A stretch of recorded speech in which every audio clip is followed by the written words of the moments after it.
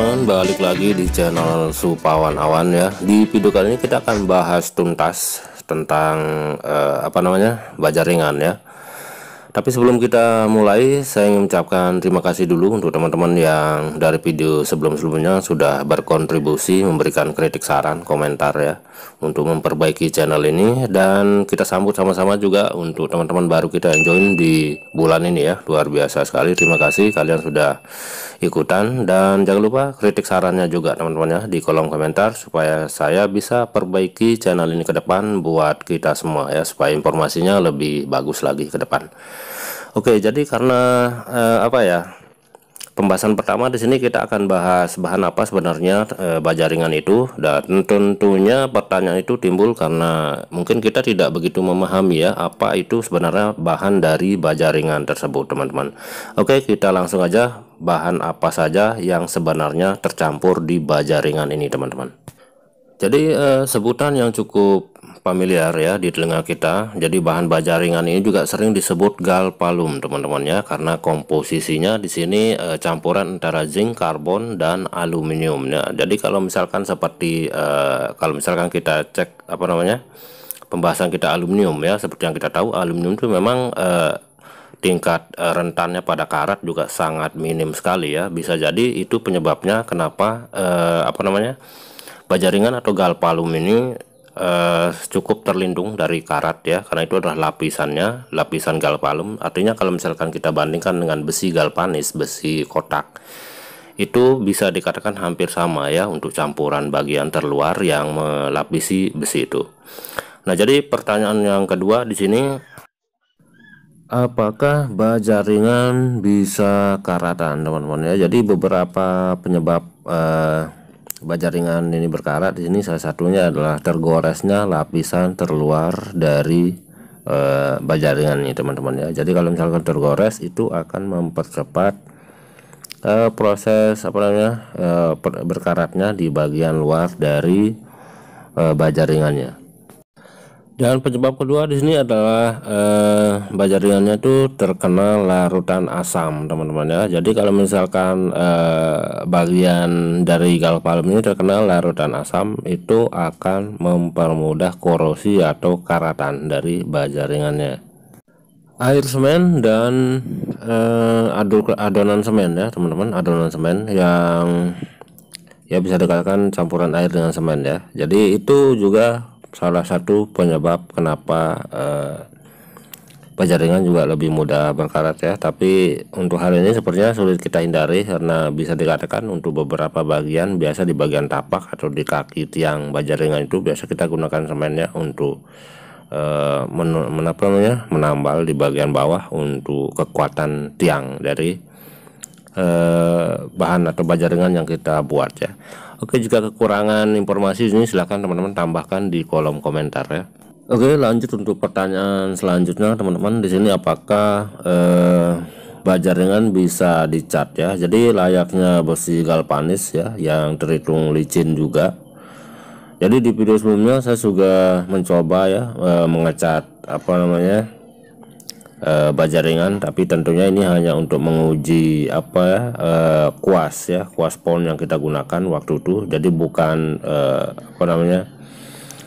tutorial cara mengecat ya. Jadi sebaiknya untuk bahan-bahan licin seperti ini teman-teman silahkan diamplas dulu, lalu teman-teman gunakan primer ya jika memang teman-teman mau mengecat secara permanen ya. Untuk hasilnya silahkan di primer dulu, baru teman-teman lakukan pengecatan.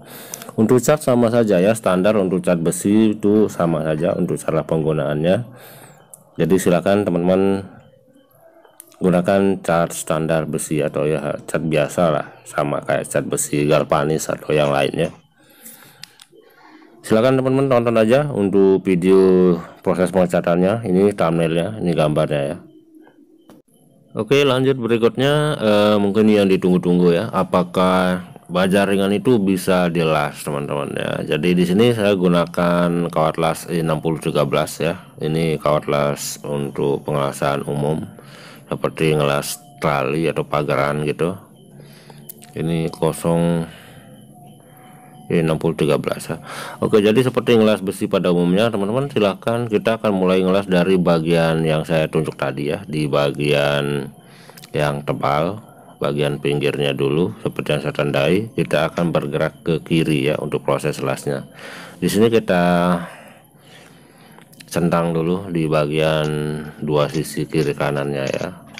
Apakah bisa dilas?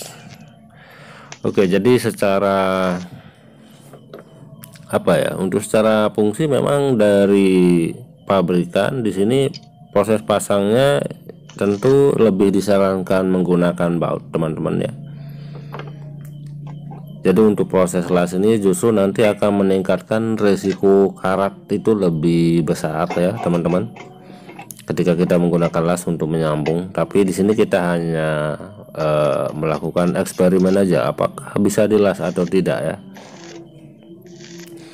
Tapi kalau berbicara bermanfaat atau tidak bermanfaatnya melakukan pengelasan di baja ringan, tentu ada manfaatnya teman-teman ya. Contohnya pada penggunaan pada bagian-bagian lisplang atau pada variasi seperti gambar ya. Jadi untuk bagian di sisi variasi ini agak sulit untuk kita memasang memasang menggunakan skrup bautnya ya, baut roofingnya. Jadi di situ di bagian dalam kita bisa menggunakan alternatif atau kita menggunakan las teman-teman untuk proses pasangnya. Oke, dan ternyata di sini bisa dilas teman-teman ya untuk baja ringannya. Jadi pergerakannya di sini dari kanan ke kiri ya, bagian tebal. Dan ampere saya gunakan ini cukup rendah teman-teman, cukup kita gunakan 30 ampere saja, ini udah bagus matangnya ya, karena ini ketebalan cuma 0,75 teman-teman, ini sangat tipis sekali.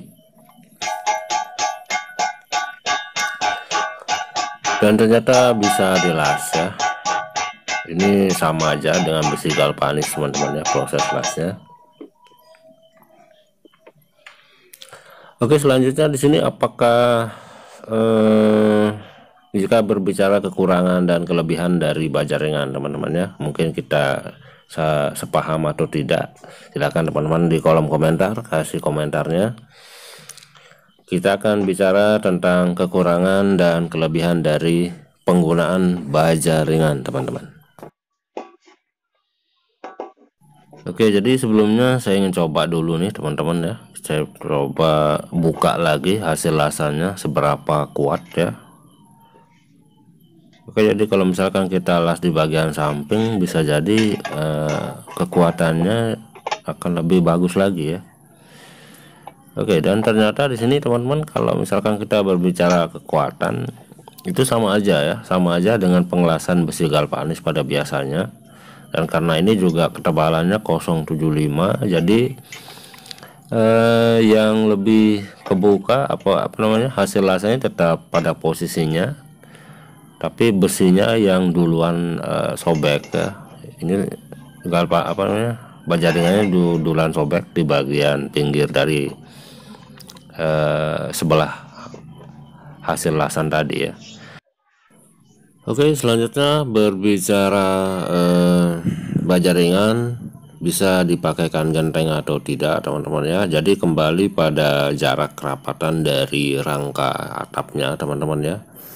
Jadi kalau misalkan menggunakan baja ringan ya, seperti sebutannya aja udah ringan. Jadi kalau kita mengganti media ya dari atap baja ringan menggunakan genteng tanah ya atau semen, terus untuk rangkanya tetap menggunakan rangka baja ringan, itu masih bisa saja teman-teman ya, selama kerapatannya itu melebihi pemasangan atap yang menggunakan baja ringan. Artinya volume atau kuantitas rangka untuk menggunakan genteng itu jauh lebih banyak teman-teman ya. Kalau misalkan kita berbicara bisa apa tidak, itu tetap bisa teman-teman ya. Dan kembali lagi pada kualitas ketebalan dan kuantitas dari rangka baja ringan yang kita gunakan. Jadi saran saya untuk teman-teman yang punya rencana untuk menggunakan baja ringan, sebaiknya konsultasikan pada ahlinya ya, atau yang sudah profesional di bidang baja ringan tentunya. Dan selanjutnya jika kita berbicara kekurangan dan kelebihannya, tentunya semua bahan punya kelebihan dan kekurangan masing-masing teman-teman ya. Jadi kalau misalkan kita punya perbedaan pendapat, silahkan teman-teman tambahkan di kolom komentar ya. Oke, jadi yang pertama di sini untuk kelebihan baja ringan ini adalah sifatnya yang anti karat ya, karena dilindungi oleh lapisan galvanis ya. Jadi daya tahan untuk durasi pemakaian juga lebih lama tentunya teman-teman.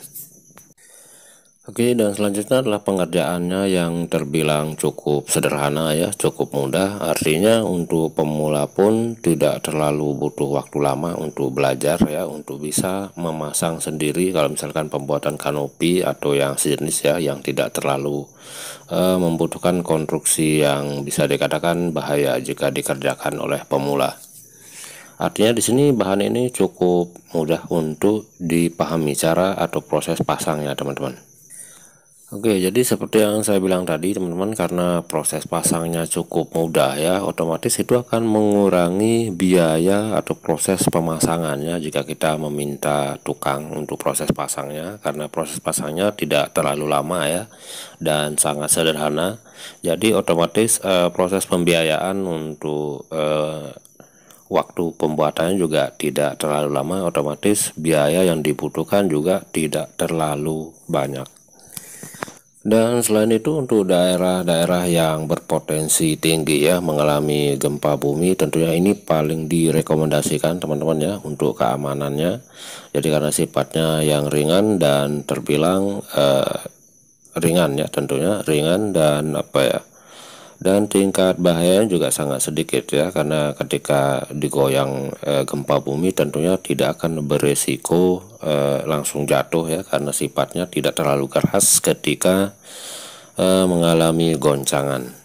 Oke teman-teman, itulah beberapa kelebihannya dari penggunaan baja ringan, dan ternyata kekurangannya cukup mencengangkan juga ya. Kalau misalkan baja ringan ini ternyata tidak terlalu mampu untuk menahan angin ya. Sering kita melihat di beberapa kasus memang untuk beberapa atap atau kanopi yang terbawa angin, yang tentunya anginnya cukup keras teman-teman ya, yaitu sampai mampu mengangkat dari kanopi hingga diterbangkan beberapa meter dari lokasi pemasangannya ya. Jadi untuk kekurangannya di sini ternyata atap baja ringan ini sangat rentan sekali diterbangkan atau terbawa angin yang cukup keras. Selanjutnya untuk pemasangan instalasi teman-teman ya, untuk proses penempelan kabel di area-area atau di sekitar rangka baja ini sebaiknya benar-benar diperhatikan ya. Kalau misalkan kita berbicara rentan atau tidaknya ya, kalau misalkan kita berbicara kasus kabelnya itu dimakan tikus atau dilobangi tikus pada rumah-rumah biasanya ya, seperti itu. Nah kalau misalkan ini terjadi pada kabel yang menempel pada bagian baja ringan ya, tentunya itu akan rentan sekali, atau semua bagian dari baja ringan itu akan teraliri listrik ya. Tentunya itu akan sangat fatal sekali jika terjadi hal tersebut ya. Jadi sebaiknya kita berhati-hati saat proses pemasangannya dan benar-benar memperhatikan jangka panjangnya. Oke, dan selanjutnya adalah proses pemasangan yang tidak sesuai prosedur ya. Artinya penggunaan yang tidak sesuai untuk beban yang lebih. Contohnya pada beberapa pemberitaan yang pernah kita lihat tentunya ya, untuk atap-atap yang ambrol ya, yang jatuh, yang tentunya itu juga memakan korban ya. Jadi karena proses pemasangan yang tidak sesuai prosedur itu sangat fatal sekali, sangat berbahaya teman-teman ya. Jadi ini adalah kekurangan rangka baja ringan jika tukangnya tidak profesional ya. Jadi atapnya akan ambrol teman-teman ya, akan jatuh dan menimpa orang-orang yang berada di sekitarnya. Oke teman-teman, kira-kira seperti itu pembahasan kita di video kali ini. Semoga bermanfaat buat kita semua. Semoga jadi pembelajaran supaya kita lebih berhati-hati dalam proses pengerjaannya. Sampai jumpa dan subscribe buat yang belum ya.